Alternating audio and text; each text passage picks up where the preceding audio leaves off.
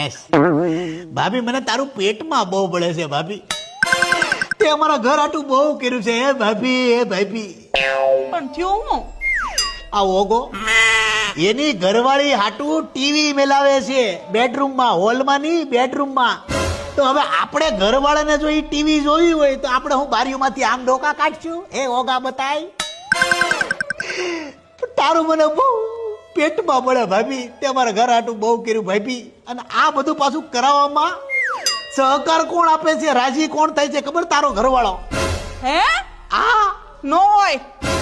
તારું બહુ મને પેટમાં પડે ભાભી. ભાભી તે બહુ અમારા ઘર હાટું કર્યું. સાચી વાત છે. મેં મારા બાપના ઘરે એટલા ઢવડા ઢળ્યા અને અહીં આવીને એટલા ઢવડા ઢળું છું. મારી જિંદગીમાં મેં કોઈ દી સુખ નથી ભાળ્યું. શું કરું? મોટી વહુ રહીને બધાનું સાંભળવું પડે. પણ તારી આખી જિંદગી રોટલા ને ભાખરા ઘડવામાં વહી જાય.